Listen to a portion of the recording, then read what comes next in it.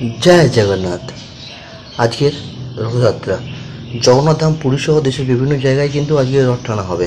কিন্তু আমি আজকে তোমাদের একটা জিনিস শেয়ার করতে চলেছি যেটা তোমরা অনেকেই জানো না। জগন্নাথ দেবের রথের নাম তোমরা জানো? জগন্নাথ দেবের রথের নাম হচ্ছে নন্দীঘোষ। বলরাম ভাইয়ের রথের নাম কি? তালধ্বজা। আর সুভদ্রা মায়ের রথের নাম হচ্ছে দর্পদলন। জগন্নাথ দেবের রথ হাইট সব থেকে উঁচু হয়, কারণ জগন্নাথ দেব বস। জগন্নাথ দেবের রথের হাইট হচ্ছে 44 ফুট, আর বলরাম ভাইয়ের 43 ফুট, আর সুভদ্রা মায়ের হচ্ছে 42 ফুট। জগন্নাথ দেবের রথ তৈরি করতে কাঠ লাগে হচ্ছে 832টা। বলরাম ভাইয়ের রথ তৈরি করতে কাঠ লাগে 763টা। সুভদ্রা মায়ের রথে কাঠ লাগে 593টা।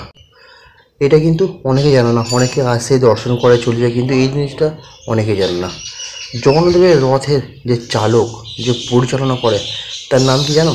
তার নাম হচ্ছে দারুক। জগন্নাথ দেবের রথ কিন্তু পরিচালনা করে। আর বলরাম ভাইয়ের রথের পরিচালক হচ্ছে মতিলাক। সুভদ্রা মায়ের রথের চালক কে জানো? সুভদ্রা মায়ের রথের চালক হচ্ছে অর্জুন। আর জগন্নাথ দেবের রথে যে দড়িটা আছে, যে দড়ি দিয়ে রথ টানা হয়, তার নাম জানো? তার নাম হচ্ছে শঙ্খচূড়া নাগিনী। শঙ্খচূড়া নাগিনী হচ্ছে জগন্নাথ দেবের রথের দড়ির নাম। আর বলভদ্রের রথের দড়ির নাম হচ্ছে বাসুকি নাগা। বাসুকি নাগা হচ্ছে বলরাম ভাইয়ের রথের দড়ির নাম। মায়ের রথের দড়ির নাম হচ্ছে স্বর্ণচূড়া নাগিনী।